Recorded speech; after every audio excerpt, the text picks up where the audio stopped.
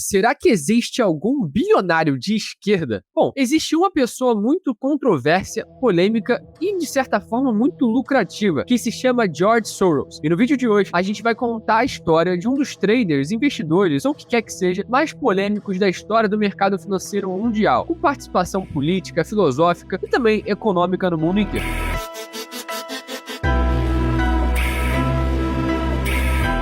Bom, George Soros é um húngaro que também é judeu. Ele cresceu na época ali dos nazistas, durante o período ali da Guerra Mundial. E o que acontece é que, como ele era um judeu, ele era perseguido pelo exército alemão naquela época. Nessa época já começam aí as principais controvérsias dele, porque o próprio George Soros já assumiu que ele entregava os seus comparsas da mesma religião para o exército nazista. Ou seja, eu como judeu entregando outro judeu para o exército nazista raptar e obviamente botar num campo de concentração e fazer tudo aquilo que acontecia. Então, inclusive, se você quiser pesquisar, tem um vídeo no YouTube dele que fala sobre isso. Fora isso, ele também é um homem que quebrou o Banco da Inglaterra, que a gente vai falar mais pra frente. Também tem episódios muito controversos junto de agentes reguladores por ser acusado de manipular o mercado. Nesse vídeo, a gente vai entender a estratégia dele e tudo mais. Primeiro, ele é, sim, uma pessoa muito envolvida em atividades políticas e eu queria recomendar aqui um livro pra vocês, tá? Que é o Soros, do Robert Slater, tá? Esse livro aqui eu recebi de presente, eu não sei se ele vende no Brasil, acho que é outra edição que vende, mas de qualquer forma é um livro que vale muito a pena. Basicamente, o ideal de mundo dos Soros é muito espelhado no filósofo Karl Popper. E esse Karl Popper tinha uma visão do mundo muito diferente da maior parte das pessoas, e essa visão seguia a teoria da reflexividade. A teoria da reflexividade vai ser o centro de toda a tese de mercado de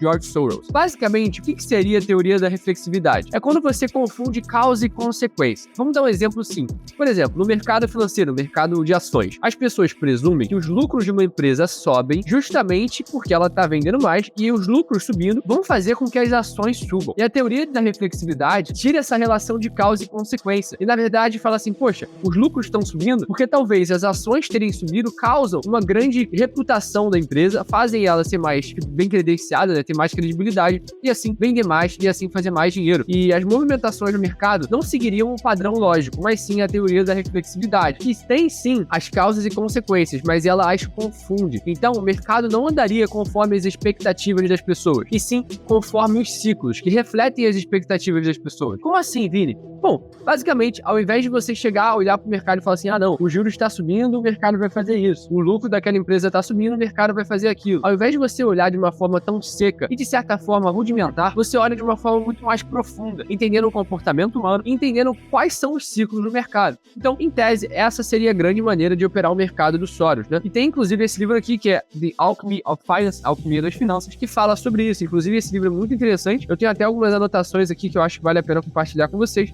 que foi justamente em cima disso. Basicamente, o que ele traz é que os alquimistas deveriam parar de tentar transformar qualquer metal em ouro e teriam que ir para o mercado financeiro, porque é lá onde eles conseguem transformar as expectativas humanas em dinheiro, porque a grande visão dele é que não há valor intrínseco por trás de nada. Hoje em dia, muita gente fala, ah não, o Bitcoin é o melhor ativo para comprar e segurar porque é anti-inflacionário, porque tem o halving de sei lá em quantos anos, mas na verdade, o preço do Bitcoin não reflete nada disso. Ele vai só refletir a expectativa dos agentes futuros, ou seja, ao invés do Bitcoin estar preocupado com o halving, com a macroeconomia, com qualquer outra coisa, é basicamente uma relação de oferta e demanda, e isso vai determinar o preço como um todo. Então, a teoria da reflexividade traz uma visão muito mais de narrativa e expectativa do que de fato do que está acontecendo no mercado. E quando você consegue pegar essa visão do Soros e trazer para a prática, fica tudo muito mais fácil e visível na minha visão, porque eu já por muito tempo tentei, ah não, o Bitcoin vai subir tantos e tantos por causa de tal ciclo econômico, a bolsa americana vai subir por causa da guerra na Ucrânia parando, isso. E quando você vê, você tá criando uma ilusão na sua cabeça, porque o mercado não funciona assim. O mercado não segue a lógica comum das coisas. Ele segue a expectativa e a previsão, como se fosse uma reunião de vários agentes e a expectativa de todos eles metrificadas no preço. Então, a teoria do George Soros, que é a teoria da reflexividade, anda muito em linha com a teoria de Dow, que é a teoria do Charles Dow, que dizia que o preço tem tudo. Não importa a notícia, não importa nada disso. É simplesmente uma relação entre narrativa e preço. E é isso que a gente observa o mercado fazendo na prática. E não seguindo qualquer tipo de visão macroeconômica ou qualquer outra coisa. Você pode pegar qualquer economista que tentou prever alguma coisa. Ricardo Amorim, por exemplo, um economista aqui do Brasil.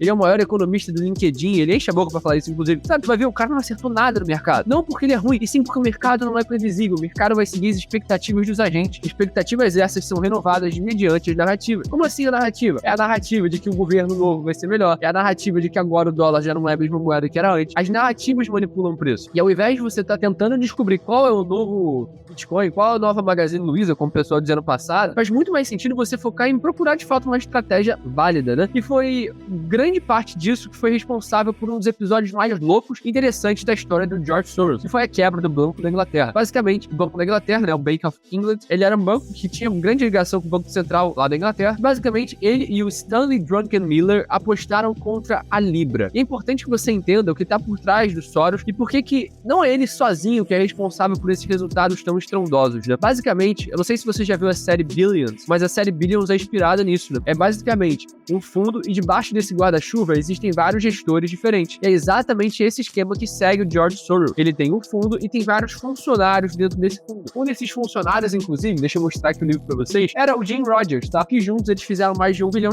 né? No caso, o Jim Rogers, o que ele pegou foi, ele fez muito dinheiro, ele pegou o dinheirinho dele e meteu o pé, foi viajar o mundo com a esposa dele, com essa Mercedes aqui, que era uma Mercedes especial, rodou África, países do leste europeu, veio pro Brasil, foi na Argentina, enfim, basicamente é uma aventura sobre o mundo, inclusive vale a pena ler esse livro. Então, a grande visão é, o Soros, ele não é o grande cabeça dessa história, ele não é o gestor mais inteligente de todos, mas ele soube se cercar das pessoas certas, ele soube convocar as pessoas certas e gerenciá-las da melhor maneira possível. E às vezes, ser cercado pelas pessoas certas é mais importante do que ser bom, porque se ele não tivesse esses caras do lado dele, ele não seria ninguém. Inclusive, o Stanley Druckenmiller é um grande investidor, pra mim ele é uma referência no trade, ele é um cara muito inteligente. Pra mim, o grande insight da história do George Soros, da quebra do Banco da Inglaterra e excluindo toda essa parte política que pra mim não importa nem um pouco, tá?